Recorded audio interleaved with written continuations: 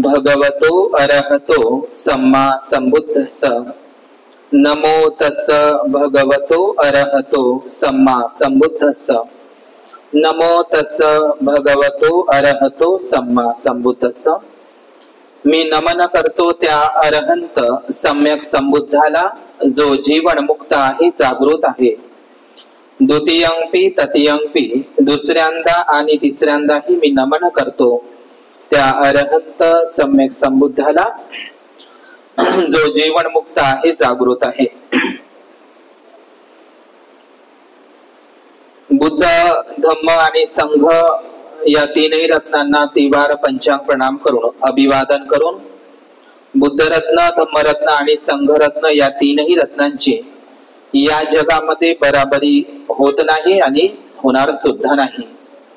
बुद्ध, धम्म आणि संघ या तीनही रत्नांच्या 24 गुणांचं स्मरण करून, देवानंग पियदसी महान सम्राट अशोक, बोधिसत्व परमपूज्य डॉक्टर बाबासाहेब आंबेडकर या महामानवांना तिवार अभिवादन करून, उपस्थित सर्व श्रद्धाशील बौद्ध उपासक तसेच उपासिका यांना सविनय नमो बुद्धाय आणि जय भीम। बोधिसत्व परमपूज्य डॉक्टर बाबासाहेब आंबेडकर लिखित बुद्ध आणि त्यांच्या धम्मग्रंथाचं या ठिकाणी आपण निरूपण करत आहोत, तो समजून घेण्याचा प्रयत्न करत आहोत। डॉक्टर बाबासाहेब आंबेडकरांचा हा अखेरचा ग्रंथ, जाता जाता डॉक्टर बाबासाहेब आंबेडकर हा बुद्ध आणि त्यांचा धम्मग्रंथ आपल्याला देऊन गेलेले आहेत। हा बुद्ध आणि त्यांचा धम्मग्रंथ बाबासाहेबांनी प्रस्तावनेमध्येच असा उल्लेख केलेला आहे की हा ग्रंथ असा ग्रंथ आहे की मनुष्याची झोप उडून जावी असा हा ग्रंथ आहे। डॉक्टर बाबासाहेब आंबेडकर आणखी प्रस्तावनेमध्ये असाही उल्लेख करतात की हा ग्रंथ अधिकाधिक चांगल्या पद्धतीने समजून घ्यायचा असेल तर बुद्ध आणि त्यांचा धम्म या ग्रंथाच्या जोडीला आपण क्रांती आणि प्रतिक्रांती, बुद्ध आणि कार्ल मार्क्स हे दोन्ही ग्रंथ सुद्धा आपण या जोडीला वाचले पाहिजे।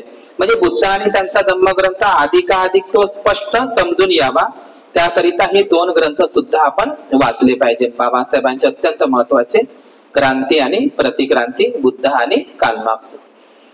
तर आज आपण या बुद्ध आणि त्याच्या धम्मग्रंथामध्ये यशची जी धम्मदीक्षा आहे, हा यश हा जो तथागत सम्यक संबुद्ध ज्यांनी सारनाथला जो वर्षावास केला, पंचवग्गीय भिक्खूंना सोबत घेऊन, कौंडिन्य, अश्वजित, महानाम, वप्प आणि भद्दीय, तर हे जे 5 परिव्राजक त्यांना जे मिळाले इसिपतन मृगदाय वनामध्ये सारनाथला म्हणजेच वाराणसीला, तर तथागत बुद्धांना त्यांच्या संघामध्ये प्रवचित होणारा 6वा जो भिक्खू आहे त्यांचे नाव आहे यश। म्हणजे या 5च्या नंतर 5चे 50 म्हणतो ना आपण, इथं 5चे 50 आपण मराठीमध्ये 5चे 50 झाले असं म्हणतो, तर हे 50 म्हणजे आपण या यश आणि त्याचे जे 50 मित्र आहेत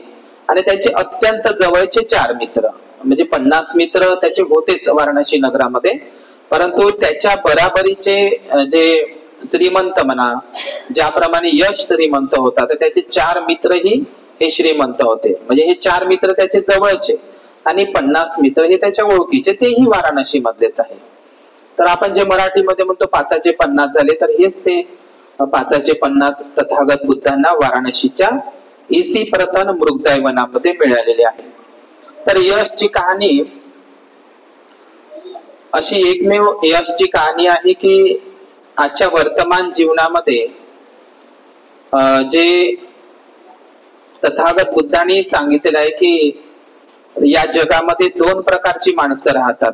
एक माणूस म्हणते की मनुष्याचा जन्म दुर्लभ आहे, हा मनुष्यरूपी जन्म मला जो प्राप्त झालेला आहे, तर हा मनुष्यरूपी जन्म खा प्या आणि मजा करा, खा प्या आणि मजा करा असा एक व्यक्ती आहे या जगामध्ये, असा विचार करणार आहे की खा प्या मजा करा, ज्याला आपण हिंदीमध्ये तुम्ही ऐकलंच असेल, खाओ पिओ ऐश करो।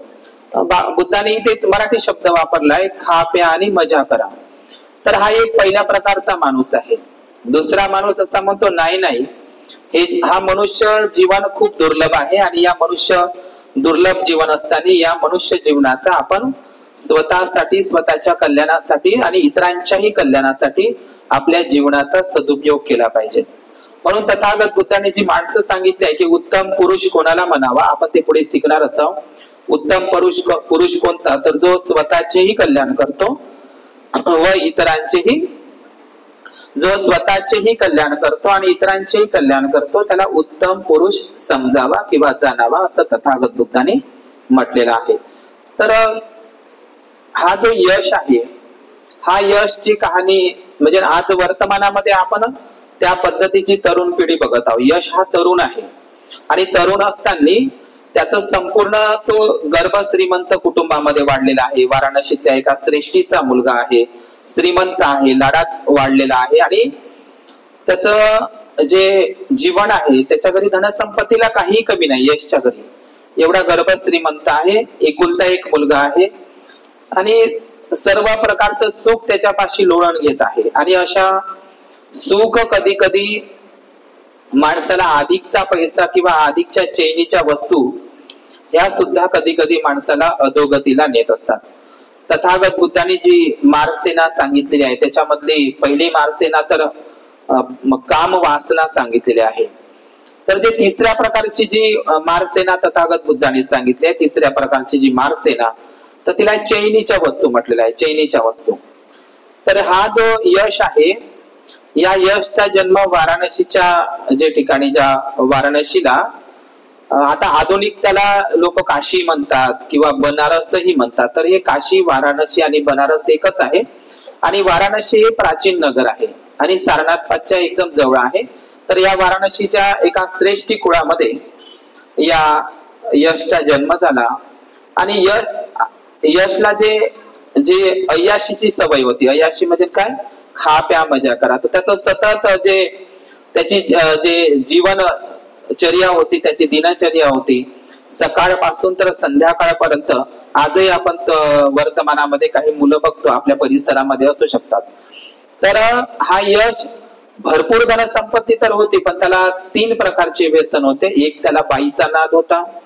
आता बाईचा नाद म्हणजे तो तरुण स्त्रियांना घरी आपल्या घरी बोलवून त्याचं नृत्यामध्ये तो रममान असायचा. म्हणजे मनोरंजनासाठी स्त्रियांना घरी आमंत्रित करणं, त्यांच्यावर पैसा उधळणं, त्यांचं नृत्य पाहणं, त्यांचं गायन पाहणं. तर आपण मराठी महाराष्ट्रामध्ये असताना, खास करून महाराष्ट्रामध्ये आणि हिंदीमध्ये आपण मुजरा वगैरे पाहिला असेल, मुजरा. आणि आपल्या महाराष्ट्रामध्ये तमाशाचा फड आपण ज्याला म्हणायचो किंवा लावणी हा प्रकार, नृत्य प्रकार.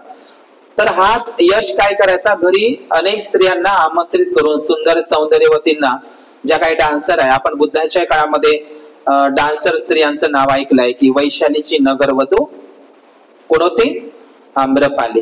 आणि जीवकची आई शाल्वती ही सुद्धा एक नृत्यांगना होती त्या काळातली, बुद्धाच्या काळामध्ये. म्हणजे आम्रपालीचं आणि शाल्वतीचं नाव आपण त्या काळामध्ये ऐकतो, किंवा वासवदत्ता सुद्धा. तर ह्या स्त्रिया बुद्धांच्या काळामध्ये होत्या आणि उत्कृष्ट नृत्यांगना होत्या. आणि त्या काळामध्ये मनोरंजनासाठी म्हणून राजदरबारी किंवा ज्यांच्याकडे भरपूर पैसा आहे असे लोक स्त्रियांना मनोरंजनासाठी, नृत्यासाठी त्यांना आमंत्रित करत होते. यशही तसंच होतो, तो पैशाची उधळपट्टी करायची स्त्रियांवर. आणि दुसरी गोष्ट, त्याला विलासी जीवन जगणं आवडत होतं. दुसरी गोष्ट, त्याचं संपूर्ण जे वेळ आहे नृत्य पाहण्यामध्ये, म्हणजे नाच, गायन आणि विलासी जीवन जगण्यामध्ये. आणि त्यांना अनेक मित्र होते, 4 मित्र तर होतीच त्याच्या जवळची, त्याची खुशामती करणारे. आपल्याला सर्वांना माहित आहे, ज्याच्याकडे भरपूर पैसा असेल त्याचे अनेक मित्रही असतात, हे की नाही. तुम्ही मराठीमध्ये म्हण ऐकली असेल, ज्याच्याकडे भरपूर पैसा आहे त्याचं वाराही अंगण झाडते, हे की नाही. तर असे खुशामती करणारे, बोल घेवडे, पोपटपंची, तुझं बराबर आहे असे सांगणारे मित्र मिळतच असतात. ज्यांच्याकडे पैसे आहे त्यांच्याकडे मित्र बरोबर आपाप जोडले जातात. तर यशच्या मागे भरपूर मित्र होती. 4 मित्र तर जवळचीच होती, पण 50 मित्र सुद्धा त्याच्या सोबतच राहायची. कारण त्यांना अय्याशी करायला मिळायचं, त्यांना ते नृत्य गायनाचा, तेही मनोरंजनाचा ते लाभ घ्यायचे. तर यश आता कितीही जरी झालं तरी तो ऐहिक सुखामध्ये, त्या भौतिक सुखामध्ये, त्या अय्याशीचं जीवन जगत असतं. आणि त्याला आणखी एक तिसरा शौक होता अत्यंत मधुर, नृत्य गायन, म्हणजे नाच गाणे. तर तो त्याचं मनोरंजन घरी स्त्रियांना आणून पैशाची उधळपट्टी तो करायचाच करायचा. परंतु दुसरी गोष्ट, त्याला एक अत्यंत महत्वाचं जो शौक होता, त्याला एक व्यसन होतं, ते म्हणजे दारूचं व्यसन. आपण बुद्ध आणि त्याच्या धम्मग्रंथामध्ये जर घेतलं तर बाकीच्या भिक्खूंच्या संदर्भात ते आपल्याला उदाहरण दिसत नाही. रठ्ठपाल श्रीमंत होता, त्याला अनेक पत्न्याही होत्या. रठ्ठपाल बुद्धाकडे आला, रठ्ठपालाचं उदाहरण. परंतु यश असा एकमेव दिसतो की जो दारू पिणारा, म्हणजे एकमेव उदाहरण आहे यशचं. अनेकही असू शकतील, पण बुद्ध आणि त्याच्या धम्मग्रंथामध्ये यशचं उदाहरण आलेलं आहे की यश हा मद्यपी आहे आणि दारू पिणारा आहे, खूप दारू पिणारा आहे आणि मद्याच्या खूप आहारी गेलेला आहे. तर आपल्याला भगवान बुद्धांनी एक दोहा सांगितलेला आपल्या विहारामध्ये आहे, त्याचं स्लोगन की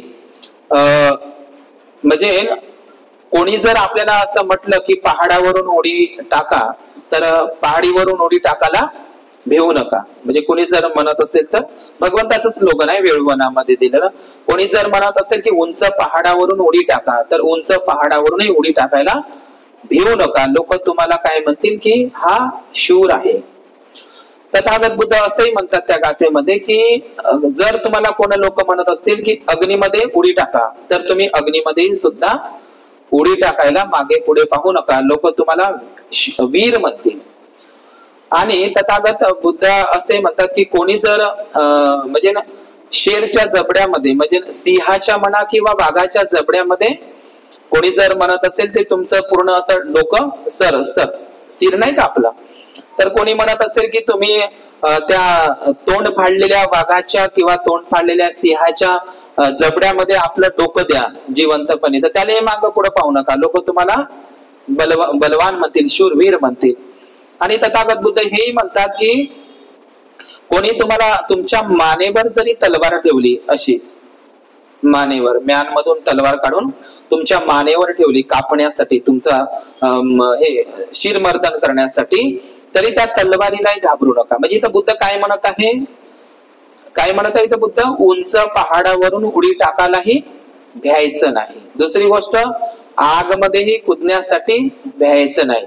तिसरी गोष्ट, कोणी तलवार जरी तुमच्या मानेवर ठेवली तर त्या तलवारीलाही पाहून घाबरायचं नाही. आणि चौथी गोष्ट आणखी जे मी आता तुम्हाला सांगितलेले आहे, तर ह्या ज्या चारही गोष्टी आहे, तर ह्या चारही गोष्टी मागे पुढे पाहायचं नाही. पण कुणाला भ्यायचं म्हणते, त्या वाघाला सिंहाला भ्यायचं नाही, त्या तलवारीला भ्यायचं नाही, त्या उंच पहाडावरून उडी टाकायला भ्यायचं नाही, आणि अग्नीमध्ये प्रवेश करायला सुद्धा भ्यायचं नाही. लोक तुम्हाला शूरवीर म्हणतील, तुमचं नाव होईल, पण तुम्ही दारूला मात्र नक्की भ्या. पहा बुद्ध काय म्हणते, म्हणजे अग्नीला भिवू नका, तलवारीला भिवू नका, तुम्ही उंच पहाडावरून उडी टाकायला भिवू नका, आणि तुम्ही वाघाच्या जबड्यामध्ये आपलं सर द्यायला भिवू नका. पण भगवान बुद्ध काय म्हणतात, तुम्ही दारूला सदैव भ्या म्हणजे तुम्ही दारूची सदैव भीती बाळगा. कोण म्हणत आहे असं? तथागत बुद्ध. तर काहून असं म्हणत आहे तथागत बुद्ध?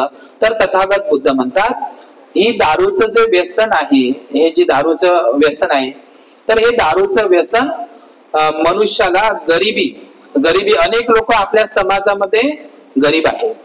बाबासाहेबांनी गरीब कुणालाच ठेवलं नाही. आणि काही लोक म्हणतात आम्ही गरीब आहोत.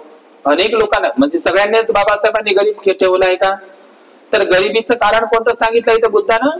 दारूचे व्यसन. अनेक लोक दारूच्या व्यसनामुळे गरीब आहे, तुम्हाला दिसतं आहे का नाही?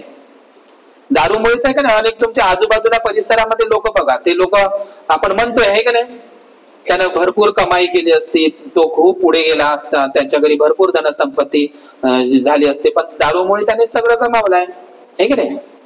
तर अनेक लोक त्यांच्या ह्या व्यसनाधीनतेमुळे, दारूच्या व्यसनामुळे कितीतरी पैसा त्यांचा अपव्यय होत आहे. आणि दारूचं व्यसन असल्यामुळे माणसाला गरिबी येते. गरिबीचं आणखी हेही कारण आहे. गरिबीचं पहिलं कारण कोणतं सांगितलं बुद्धाने मग याच धम्मपदामध्ये? गरिबीला जन्म देणारी कोण आहे? दारूचं व्यसन. दुसरी गोष्ट सांगितली भगवान बुद्ध की गरिबी अनाचाराची जननी आहे. दारू काय आहे? गरिबीला जन्म देत असते दारूचं व्यसन. आणि अनाचार म्हणजे काय? अनाचार म्हणजे काय तर व्याभिचार सुद्धा त्याच्यामुळेच होतो. आणि दुर्घटनाही होतात दारूच्या व्यसनामुळे. अनेक लोक अपघातामध्ये आपण बघितलं असतं. अनाचाराची जन्य म्हणजे काय? व्याभिचारी बनतो मनुष्य, आहे की नाही? तर व्याभिचाराकडे ते जातो किंवा त्याला होश हवाश नसते. कधी तो रक्ताचे नाते संबंधी सुद्धा ओळखत नाही. दारूच्या नशेमुळे तो काहीही करतो. आपल्याला सगळ्यांना माहित आहे. पराभव सुत्तामध्ये मी पराभव सुत्त तुम्हाला पोळेच्या दिवशी सांगणार आहे की इति दुत्तो सुरा दुत्तो अक्ख दुत्तो चयम नरो लद्धंग लद्धंग विनाशेती तं पराभवतो मुखम. इति दुत्तो सुरा दुत्तो अक्ख दुत्तो चयम नरो लद्धंग लद्धंग विनाशेती तं पराभवतो मुखम. याचा अर्थ काय होते की बाईचा नाद, दारूचा नाद आणि अख्ख म्हणजे जुगाराचा नाद, जुव्याचा नाद. आजच्या भाषेमध्ये ते जंगली रमी म्हणलं तरी चालते. मग या तीन गोष्टीचा जर एखाद्या व्यक्तीला नाद असेल तर ते त्याच्या पराभवाचं, अधोगतीचं कारण ठरते. त्याच्या घरी असलेली धनसंपत्ती ही नष्ट होते किंवा तो रोजची जी काही धनसंपत्ती कमावत असतो आपल्या कुटुंबाच्या उपजीविकेसाठी, आजीविकेसाठी, तर तीही नष्ट होते. किंवा त्याची म्हणजे तो गर्भ श्रीमंत असेल, आधीच त्याच्याकडे धनसंपत्ती असेल, तर ती नष्ट व्हायला वेळ लागत नाही. म्हणजे बाईचा नाद, दारूचा नाद आणि जुगाराचा नाद. तर हे तीनही नाद होते. ह्या यशला तीनही नाद होते, लक्षात घ्या.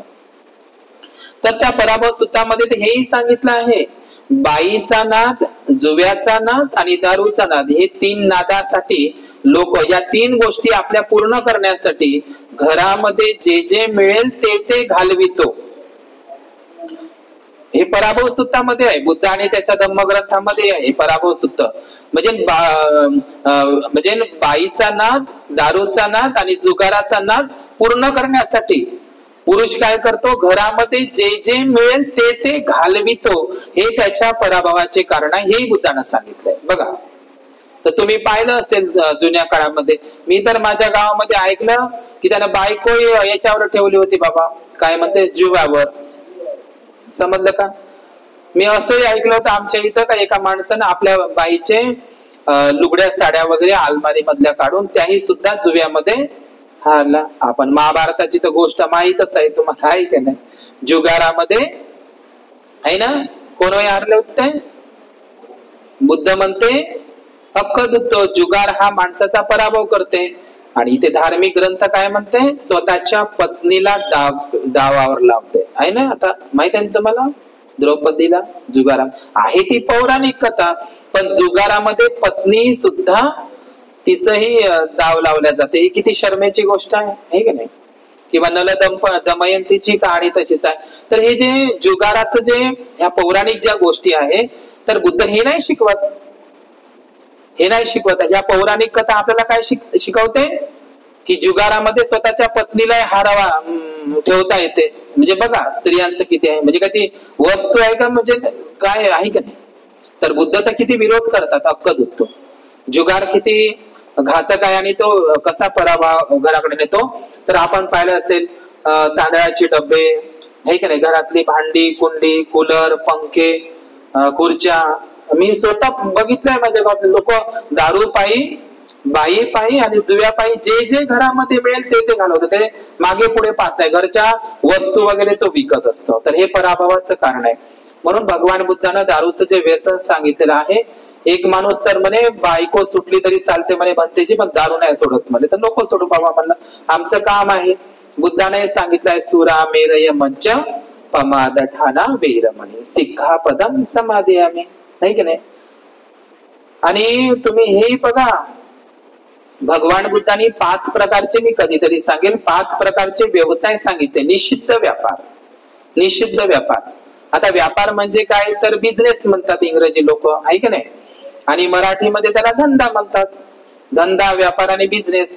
तर कोणता व्यापार करायचा म्हणजे कोणता धंदा करायचा, बिझनेस करायचा, कोणता व्यापार करायचा आणि कोणता करायचा नाही हे सुद्धा बुद्धानं सांगितलं या जगाला. मी ते कधीतरी सांगेल, पण त्याच्यामध्ये पहिलाच व्यापार भगवान बुद्धांनी सांगितला निषिद्ध व्यापार आहे तो. त्याला सम्यक आजीविकेमध्ये येत नाही तो. सम्यक आजीविका म्हणजे काय? दारूचा धंदा म्हणजे मद्य विक्री करणे. मद्य विक्री म्हणजे काय? पहिलाच आहे निषिद्ध व्यवसाय.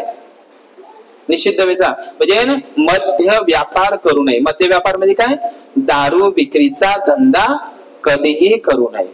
दारूवाल्याची बिल्डिंग खूप मोठी होईल समजलं का, परंतु लोक त्यांना माहित आहे काय म्हणतील? पाण्याचेच पैसे होईल असे म्हणतील का नाही? दारूवाल्याच्या पत्नीच्या घरी अनेक वस्तू राहील, फर्निचर राहील, पण लोक माहित आहे का त्यांना काय म्हणतील? पाण्याचाच पैसा आहे. आणि त्या दारूवाल्याच्या स्त्रीच्या अंगावर एवढी दागदागिने राहील, पण माहित आहे का लोक काय म्हणतील? पाण्याचाच पैसा आहे. समजलं का तुम्हाला? आणि एखादा व्यक्ती जर दारू विक्रीचा धंदा करत असेल, दारूचा व्यवसाय करत असेल, लक्षात घ्या यशचं जीवन कशामुळे बर्बाद झालं मी तेच कहाणी सांगत आहोत तुम्हाला, आहे की नाही? तर जो व्यक्ती जर असा व्यवसाय करत असेल तर त्याचं कुटुंब सुखी होते का नाही? पण अनेक कुटुंब काय करत असते? तो उद्ध्वस्त करते का नाही? अनेकांचं कुटुंब उद्ध्वस्त करते. राजे रजवाडे नष्ट झाले दारूमुळे, आपण पाहिलं आहे की नाही? तर दारू किती, तर हे सगळे आज आपण जुन्या हे जे मराठा जे लोक आहे का नाही रस्त्यावर उतरलेले आहे, मराठा लोक रस्त्यावर उतरले का नाही? कशामुळे? ब्राह्मणांपेक्षा तर सर्वात जास्त ग्रामीण भागामध्ये, काही ग्रामीण भागामध्ये ब्राह्मण होतेच नाही. ब्राह्मण आहे का समाज? तुम्ही ग्रामीण भागामध्ये जा, तुम्हाला ब्राह्मण समाज दिसते? अजिबात नाही. ग्रामीण भागामध्ये ब्राह्मण समाज इतके दुःखे होते, ब्राह्मण लोक होते, ते शहरामध्येच आले. मग ग्रामीण भागामध्ये अन्याय अत्याचार कोणी केला? शूद्रांवर, अस्पृश्यांवर. ब्राह्मणांनी केलाच नाही, मराठ्यांनी केला, ओबीसी लोकांनी केला. म्हणजे ते ब्राह्मणांसारखेच वागत होते. आम्ही ब्राह्मण नाही आहे, ते ओबीसी शूद्र, तेही शूद्रच आहे, आपण अतिशूद्र आहोत, परंतु ब्राह्मणासारखे ते वागत होते, बर्ताव करत होते. म्हणतात ना ब्राह्मणांचा सल्ला आणि कुणब्यांचा कल्ला.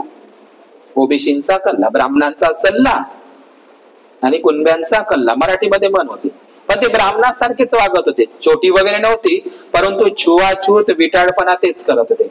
आणि माहित आहे का असंही होतं, तुम्हाला खोटं वाटत असेल, मी माझ्याच गावामध्ये अनुभव पाहिलं की गावामध्ये, आता यशची गोष्ट आली म्हणून हे मी बोलत आहो व्यावहारिक, की मनुस्मृतीचा कायदा असा होता की अस्पृश्यांची जी स्त्री, अस्पृश्य शूद्राची जी स्त्री आहे, मांगा महाराजची मुलगी, समजलं का? माझ्याच गावातली घटना, कारण माझ्याच गावामध्ये कमीत कमी 60 घर देशमुखांचे आहे. आणि मी असंही ऐकलं आणि मी अनुभवलंय की जिथपर्यंत नजर जाईल तिथपर्यंत त्यांच्या शेत जमिनी, जिथपर्यंत नजर, म्हणजे माझी नजर कुठपर्यंत गेली? विटाळ्यापर्यंत, तिथपर्यंत माझी जमीन. म्हणजे एकाकडे 500-600 जमिनी होत्या खरोखर. आणि म्हणजे गावामध्ये असं होतं की मातंगा समाज, म्हणजे मांग असेल किंवा खास करून महार असेल किंवा चांभार असेल, तर त्याच्या घरी जर पहिली पत्नी आली तर पहिल्यांदा त्या पाटलाच्या वाड्यावर नेऊन द्या लागत होतं पहिल्या दिवशी. समजलं तुम्हाला? तर हे काही अस्पृश्यांचीच नाही, एखाद्या मनुस्मृतीमध्ये तर असाही उल्लेख आहे, राजाची पत्नी जरी असेल, म्हणजे क्षत्रिय कुळातला जरी राजा असेल, तर राजाची पत्नी जरी असेल तर पहिल्या रात्रीला ब्राह्मणांना उपभोग करण्यासाठी तिला द्यावं लागत होते. आता क्षत्रिय पत्नीची, राजाच्या पत्नीची जर अशी हे असेल तर अस्पृश्यांच्या स्त्रियांचं किती असेल?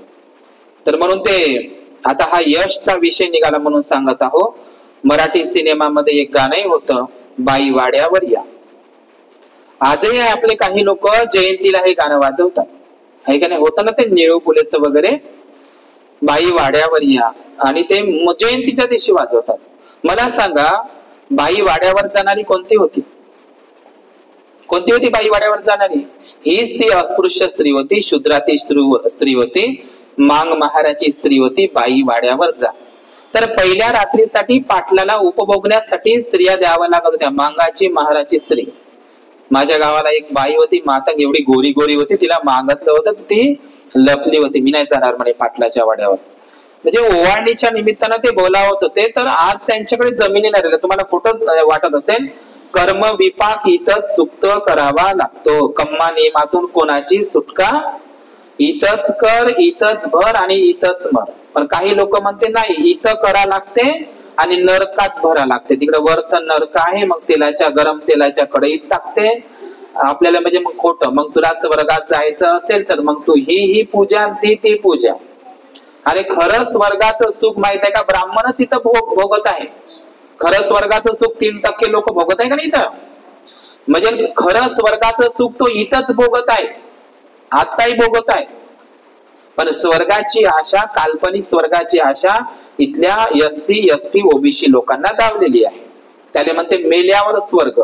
आणि खरं स्वर्गाचं सुख तर ब्राह्मणच इथं भोगत आहे, लक्षात घ्या. तर असेच त्यांच्याकडे जमिनी होत्या आणि असे ताव मारत होते लोक, असे ताव मारत होते लोक, गावातील पाटील लोक, आणि म्हणायचे आमच्याकडे इतकी जमीन आहे. मग कुठे गेली बाबा तुमची जमीन, आता कशाला उतरले तुम्ही रस्त्यावर, आहे की नाही. रस्त्यावर उतरले ते मराठा लोक, कुठे गेला बाबा तुमच्या जमिनी.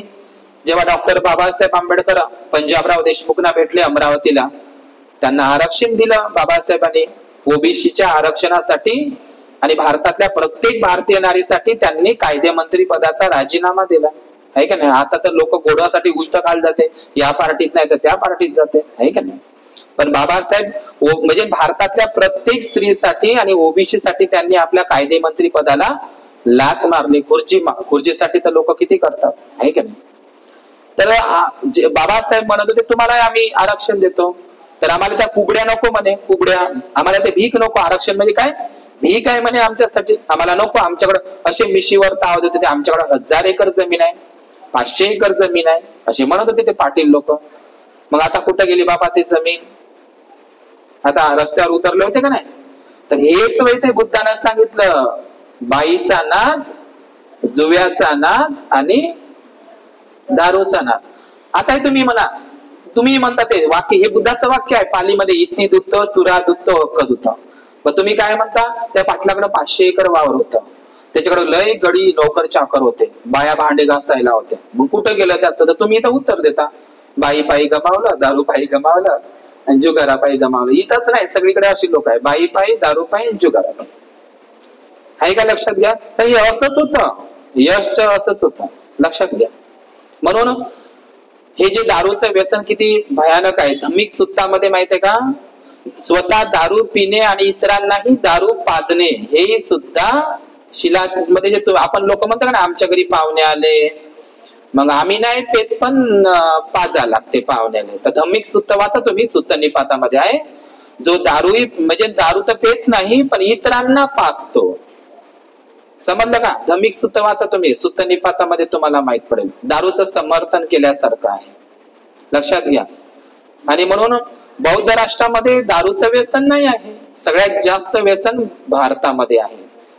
आणि दारूचे धंदे कुठे आहे, एक तर मुसलमानांच्या वस्तीमध्ये, नाहीतर बौद्धांच्या वस्तीमध्ये. जाणीवपूर्वक सगळ्यात जास्त दारूच्या आहारी गेलेला समाज कोणता आहे, कोणता आहे, है की नाही. तर हे यशचं जीवन असंच होतं, लक्षात घ्या.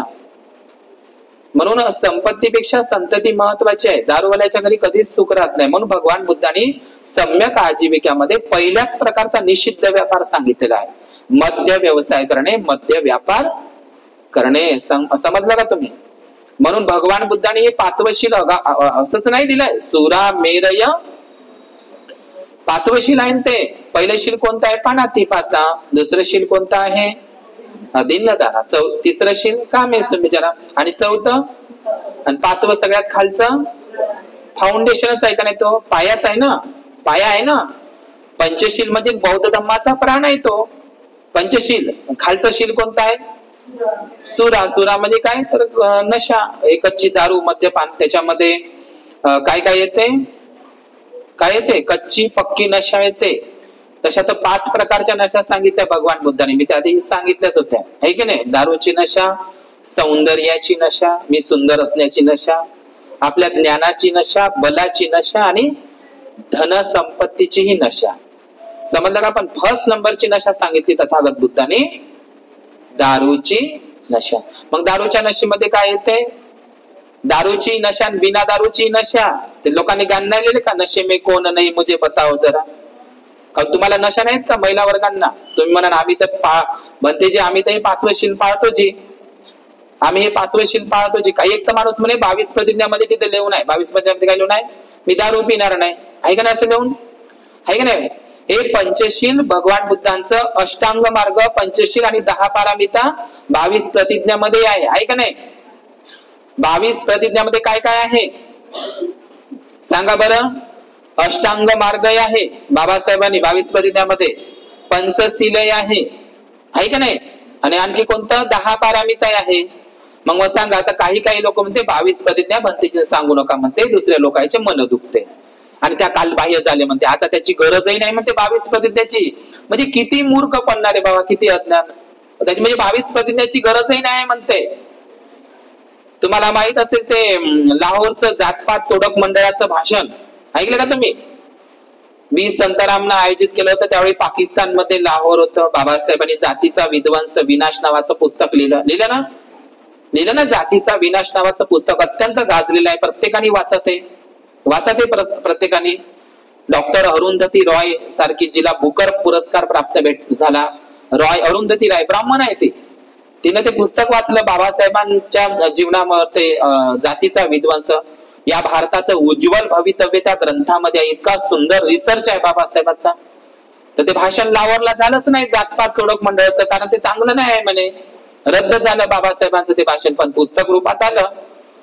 पण बाबासाहेबांना म्हणे त्याच्यामध्ये जे तुम्ही भाषण करणार आहे ना, त्याच्यामधले शब्द काटा म्हणे, ते बोलू नका म्हणे. काय बोलले होते बाबासाहेब? मनुस्मृतीच नाही तर जातीयतेला खत पाणी देणारे सर्वच ब्राह्मण ग्रंथ सुरुंग लावून, बॉम्ब लावून जाळून टाकले पाहिजे, असा उल्लेख होता त्या भाषण देणार होते बाबासाहेब लाहोरला. समजलं का? तर असं बोलू नका तुम्ही. ते भाषणातले शब्द माग घ्या, जे बोलायचं ते बोला, आम्ही जसं म्हणेल तसं बोला. पण बाबासाहेब मध्ये त्याची एकही काना मात्रा मी बदलवणार नाही. जे भाषण मी तयार केलं तेच भाषण मी शब्द न शब्द बोलणार. तुम्ही मला सांगणारे कोणीच नाही. माझा एकही शब्द मी माग, काना मात्रा काही विलांटी काही एकही शब्द मी माग बोलणार नाही. जेवढं भाषण मी लिहिलं त्या लाहोरला देण्यासाठी तेवढंही भाषण जसंच्या तसं बोलणार. तर ते रद्दच झालं. समजलं का? तर आपले लोक म्हणते आता विषय निघाला म्हणून 22 प्रतिज्ञा कालबाह्य आहे म्हणते, आता त्याची काही गरज नाही आहे म्हणते. लोकांचे मन दुखते म्हणते. अजिबात मन दुखत नाही. 22 प्रतिज्ञा खूप महत्वाची आहे. 22 प्रतिज्ञा माणसाला सम्यक दृष्टी, वैज्ञानिक सोच, वैज्ञानिक दृष्टिकोन निर्माण करतो. समजलं का? 22 प्रतिज्ञा म्हणजे 22 इंजेक्शन आहे, तुमचा रोगच बरा होणार नाही. तर मग किती लोक अज्ञानपणामध्ये म्हणतात, मूर्खपणासारखे लोक, आहे की नाही, की 22 प्रतिज्ञा कालबाह्य आहे. काय पंचशील कालबाह्य आहे? आता गरज नाही पंचशीलाची. काय अष्टांगिक मार्ग त्या 22 प्रतिज्ञेमध्ये आहे, ते अष्टांगिक मार्ग कालबाह्य आहे? काय त्या 22 प्रतिज्ञेमध्ये बाबासाहेबांनी 10 पारामिता दिलेली आहे. स्वातंत्र्य, समता, बंधुता आणि न्याय ही मानवी नैतिक मूल्य दिली आहे. काय ती कालबाह्य आहे? आहे का कालबाह्य? 22 प्रतिज्ञा जोपर्यंत आहे तोपर्यंत राहणारच आहे. जोपर्यंत लोकांमध्ये ही उच्च नीचता, अस्पृश्यता, जातीयता, ही वर्ण व्यवस्था नष्ट करायची असेल तर 22 प्रतिज्ञेशिवाय पर्याय नाही. 22 प्रतिज्ञा इतर बौद्ध राष्ट्रांसाठी नाही, इथंच गरजेचे आहे. कारण इथंच सगळे 33 कोटी आहे की नाही? 33 कोटी कुठं आहे? जगाच्या पाठीवर नाही, इथेच आहे. म्हणून बाबासाहेबांना अत्यंत आवश्यक वाटल्या 22 प्रतिज्ञा. तर त्याच्यामध्ये एका 22 प्रतिज्ञाने एका महाभागाने मला विचारलं, भंतेजी म्हणे बाबासाहेबांनी जी 22 प्रतिज्ञा दिली, मी दारूचं व्यसन सांगत आहो, मी दारू पिणार नाही अशी प्रतिज्ञा आहे म्हणे भंतेजी. तिथं कुठं लिहून आहे म्हणे मी दारू पिणार नाही, फक्त एवढंच म्हटलं म्हणे बाबासाहेबांनी 22 प्रतिज्ञामध्ये. मी तंबाखू खाणार नाही, गुटखा खाणार नाही, कोकेन, गांजा, अफू, चरस, बिड्या, सिगरेट, हे कुठं लिहिलं म्हणे तंबाखू वगैरे बाबासाहेबांना? मी दारू पिणार नाही एवढंच म्हटलं आहे म्हणे. सांगा आता, असे लोक आहे आपलेच समाजातील लोक. समजलं का तुम्हाला? म्हणजे मी दारू पिणार नाही एवढंच लिहिलं, तंबाखूचं कुठं मनाई केली म्हणे? पण लक्षात घ्या, सगळ्यात मोठी नशा कोणती आहे? दारूची. तंबाखूची नशा सेकंड नंबर जरी असेल, तंबाखूची नशा आहे ना. मग तंबाखू नशा कशी आहे? तंबाखू नशा छोटीशी नशा आहे, पण तंबाखू नशेपासूनच तर दारूची नशेची सवय होते ना. सुरुवातीला आपण तंबाखूची नशा पचवणं सुरू करतो, मग मोठी नशा दारूची, त्याच्या पलीकडली मग गांजा आहे, अफू आहे, चरस आहे, कोकेन आहे का नाही. तंबाखू पासून नसही बनते, तेही आपण हे केली पाहिजे, आहे का नाही. तर अशा पद्धतीनं हे जे दारूचं जे व्यसन आहे, तर हा यश इतका आहारी गेला होता की एक दिवस त्याला या म्हणजे नृत्य, गायन, वादन आणि दारूचं व्यसन मध्ये इतका आहारी गेला होता, त्याला एक दिवस शिसारी आली. काय आली? शिसारी आली. म्हणजे सुखाची शिसारी येते का? कधी कधी लोकांना लक्षात घ्या, सुखाची शिसारी येते. काय याला जीवन म्हणावं? यश एक दिवस त्यानं विचार केला. कसा विचार केला? मी रोज नृत्य पाहतो, मी गायन पाहतो, मी रोज दारू पितो मित्रांसोबत, काय यालाच जीवन म्हणते? काही याच्या पलीकडे काय आणखी जीवन आहे का? खा प्या मजा करा, मनोरंजन करा, याच्या पलीकडे काही जीवन आहे का? त्याला शिसारी आली. या सुखाची शिसारी आली. येते लोकांना सुखाची शिसारी येते. शिसारी म्हणजे समजलं ना? येते का नाही? पहिले तुमच्या घरी आता भाकरीची म्हणजे आता पोळ्या भेटते गव्हाच्या, तर ते नाही खाऊ शकत, भाकर पाहिजे ना आता, म्हणजे जुन्यावरच आलं, आहे का नाही. काही लोकांना मोठ्या घरामध्ये नाही राहू शकत, आता ते झोपडीतच बरं वाटते म्हणते, आहे का नाही. असं म्हणजे शिसारी, सुखाची शिसारी येते ना, येते का नाही. तर या यशला सुखाची शिसारी आली आणि एकदा आपल्या मित्राला आणि आपल्या आई वडिलांना न सांगता सुखात वाढलेला एकुलता एक पोरगा हा यश माहित आहे कुठे आला? वाराणसीच्या सारनाथच्या ईसी पतन मृगदाय वनामध्ये. आता सारनाथ हे शहर आहे, नगर आहे, त्यावेळी ते ईसी पतन मृगदाय वन होतं. जातक कथेमध्ये त्याचा उल्लेख आहे. हरणांसाठी ते राखीव ठेवलेलं अभयारण्य होतं, जातक कथेमध्ये उल्लेख आहे त्याचा. तर हा ईसी पतन मृगदाय वनामध्ये आला आणि सकाळी रात्रीच्या वेळी आणि सकाळी तथागत बुद्धांना चंक्रमण म्हणजे काय, येरझारा मारण्याची, म्हणजे येरझारा म्हणजे इकडून तिकडून. तथागत बुद्धांना सकाळी तथागत बुद्ध उठले आणि येरझारा मारत होते. त्यावेळी आदल्या दिवशी कोणाला धम्मदीक्षा दिली होती? 5 लोकांना. समजलं का? किती लोकांना? 5 लोकांना धम्मदीक्षा दिली होती. कोण? तथागत बुद्धाने. आता 6वा भिक्षू कोणता आहे? यश आहे. तर हा भटकता वाराणसीवरून ईशी परतनच्या त्या सारनाथला आला, मृगदाय वनामध्ये. आल्याच्या नंतर तथागत बुद्धाला त्याला तो येरझारा मारताना दिसला. तथागत बुद्धाने सारनाथला आपला प्रथम धम्मचक्र प्रवर्तन केलं, प्रथम उपदेश केला, प्रथम वर्षावास केला आणि तथागत बुद्धाने धम्मचक्र प्रवर्तन सूत्र आणि लखन सूत्राचा उपदेश सुद्धा तिथेच केलेला आहे वाराणसीमध्ये. समजलं का? तर या वाराणसीमध्ये आल्याच्या नंतर तथागत बुद्धांकडे त्याची लक्ष गेलं आणि तो खूप रात्रीच्या वेळेत त्याला खूप सुखाची शिसारी आली होती. त्याला म्हणजे त्याचे दिवसच आले होते आणि तथागत बुद्धाकडे आल्याच्या नंतर तथागत बुद्ध त्याला विचारत आहे, आपण कोण आहे बाळा? तर तथागत बुद्धांनी ओळखलं त्याला आणि त्याला उपदेश केला की तू माझ्या धम्मामध्ये ये. मी बुद्ध आणि त्याच्या धम्मग्रंथातलं जसं आहे तसं सांगतो. हे यश, तू माझ्या संघामध्ये प्रवज्जित हो. मी तुला हिताचा, सुखाचा, निर्वाणाचा मार्ग सांगतो. जो ते खा प्या मजा करायचे भौतिक सुखामध्ये, ज्या भौतिक सुखामध्ये तू, त्या विलासी जीवनामध्ये, त्या भौतिक सुखामध्ये तू रममान आहे, मी तुला असं प्रवज्जित सुख देतो, प्रवज्जित सुख. तर हे प्रवज्जित सुख घेण्यासाठी तू माझ्या संघामध्ये ये. तर मग यश, त्या यशनं मुंडन वगैरे केलं आणि यश भिक्खू संघामध्ये प्रवज्जित झाला. 5च्या नंतर 6वा भिक्खू यश झाला. त्याच्या यशच्या आई वडिलांनी खूप शोधाशोध केली, वाराणसी नगर अख्खं पालतं घातलं आणि मग नंतर ते ईसी परतन मृगदाय वनाच्या दिशेने आले. कोण? यशचे आई वडील. आणि यशचे आई वडील मग त्या ईसी पतन मृगदाय वनामध्ये हे 5 भिक्खू वगैरे होते. तर यशचे आई वडिलांना तथागत बुद्ध दिसले. आता दिसल्याच्या नंतर ते काय म्हणतात, माझा एकुलता एक पुत्र जो आहे लाडात वाढलेला आहे, सुखात वाढलेला आहे आणि तो बा इकडे आलाय का, तुमच्या इकडे दिसला का? तर तथागत बुद्ध म्हणतात, यश जो तुमचा जो पुत्र होता ना, विलासी जीवन जगत होता, हे की नाही, अय्याशीचं जीवन जगत होता, जो नृत्य, गायन, वादन आणि दारू पित होता, मद्यपी होता, दारू पिणारा होता, तर तो यश पाहिजे तुम्हाला का काशाई वस्त्र परिधान केलेला प्रवज्जित झालेला यश तुम्हाला बघायला आवडेल? तर आता त्याच्या आई वडिलांना तर काही ओळखता येत नाही. मग त्याच्या आई वडिलांना तथागत बुद्ध म्हणतात, तो बघा यश तिथे बसलेला आहे. तर पाहिल्याबरोबर त्याचे आई वडील तर आनंदितच झाले. कारण हे जीवनापेक्षा हे जीवन चांगलं आहे ना, आहे का नाही? जसं अंधाऱ्या खोलीमध्ये एखाद्या मनुष्यानं दिवा न्यावा, पेटलेला दिवा, आणि त्या अंधाऱ्या खोलीतला संपूर्ण अंधार नाहीसा व्हावा, अशासारखंच तर झालं होतं यशचं. त्याचे आई वडील त्रस्त होते ना. कोणाचे आई वडील त्रस्त नाही आजच्या जीवनामध्ये? मुलगा जर अय्याश असेल, आहे का नाही, दारू पिणारा असेल, महिलांचा सहवास करणारा असेल, अनैतिक व्यभिचारी असेल, तर याच्यामध्ये रममान असणारे आई वडिलांना कोणालाच आवडत नाही. त्याच्या आई वडिलांना आनंदच झाला. शेवटी काय झाला?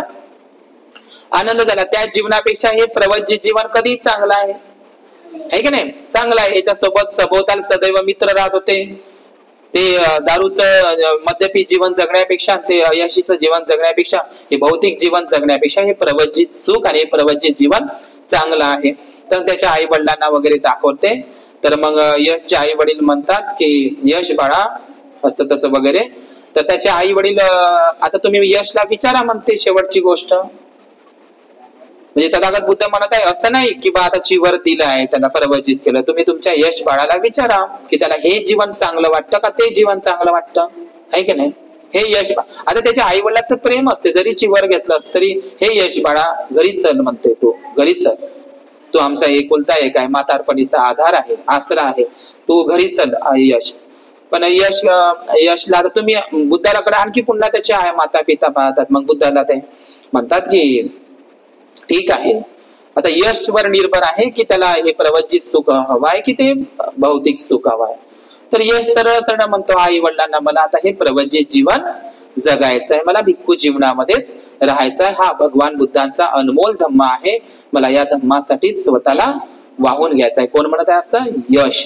बघा किती आहारी गेलेला, दारूच्या आहारी गेलेला यश आता म्हणते मी आजीवन बुद्ध धम्म संघाला शरणागत आहो. मी आता आजीवन माझ्या अंगावरती हे भगवंताचं हे काशाय महावस्त्र आता मी ठेवणार आहो. यश.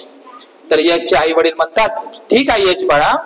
तथागताला म्हणतात आता तुम्ही माझ्या मुलाला जेवण हे दिलेलं आहे, म्हणजे प्रवचित केलेलं आहे, तर उद्याचं भोजन आहे ना, आता खूप दिवस झाले आम्ही यशचा शोध घेत होतो, यश मिळाला नाही. तर तथागता तुमचा जो काही भिक्खू संघ आहे ना, भिक्खू संघ आहे, तर तो 500 भिक्खू संघ, म्हणजे 5 जे भिक्खू झाले होते, आणि यश आता चिवर घेतलेला आहे. या यशला आणि तुम्ही 5 भिक्खू आहे हे तथागता उद्याचं भोजन वाराणसीला आमच्या घरी तुम्ही यावं, भोजन स्वीकार करा. तथागत हो म्हणतात. आणि दुसऱ्या दिवशी मग ते यश, ते 5 परिव्राजक आणि तथागत बुद्ध मग कुठे जातात? मग ते वाराणसीला जातात. जेवण तथागत बुद्ध सगळं चिवरामध्ये पाहत आहे. त्याचे मित्र त्याचे नाव इथे आलेले आहे. एकाचं नाव आहे विमल, सुबाहू, पुण्यजित आणि गवामपती. हे 4 मित्र एकदम जवळचे.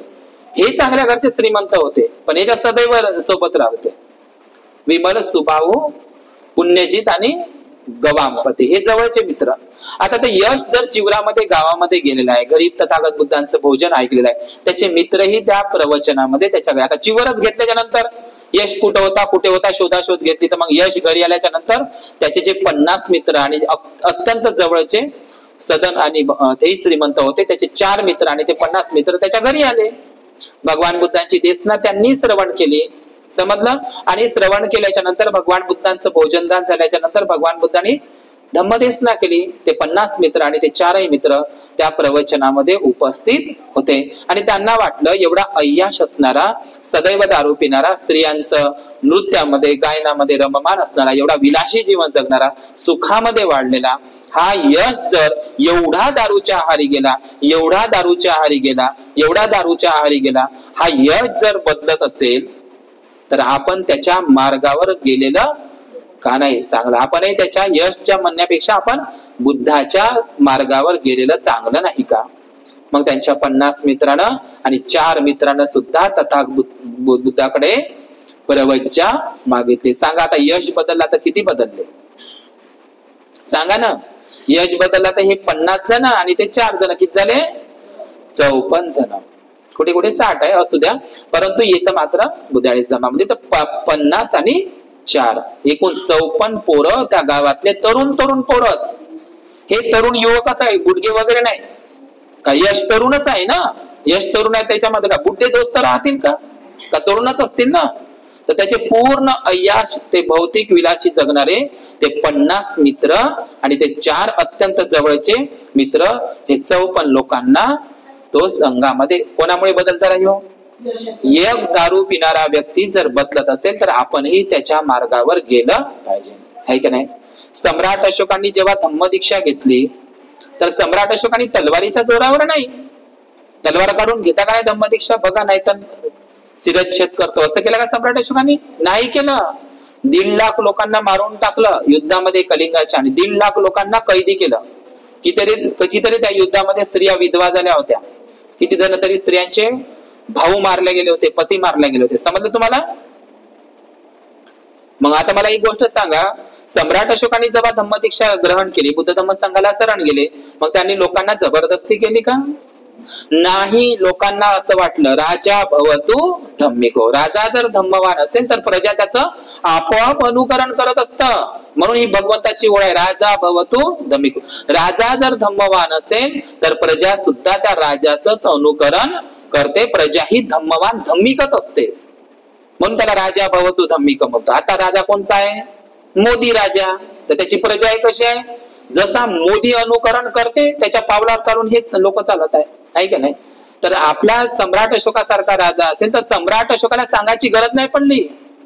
लोकांमध्ये त्यावेळेच्या जम्बूद्वीप प्राचीन भारतातल्या लोकांना असं वाटलं की हा चंड अशोक, क्रूर कर्मा अशोक, हा याने 1.5 लाख लोकांना युद्धामध्ये मारून टाकलं. हा सम्राट अशोक जर बदलत असेल बुद्ध धम्म संघामुळे, तर आपण या राजाच्या पावलावर पाऊल ठेवून का नाही गेलं पाहिजे? लोकांना सांगायची गरजच पडली नाही सम्राट अशोकांना. एवढा क्रूर कर्मा अशोक जर बदलू शकतो तर आपण का नाही बदलू शकत? तर असंच झालं ना यशचं. यश एवढा पिणारा आहे, यश बदलू शकतो बुद्ध धम्माच्या संघाच्या प्रभावामुळे, तर आपणही यशच्या मार्गावर गेलं पाहिजे.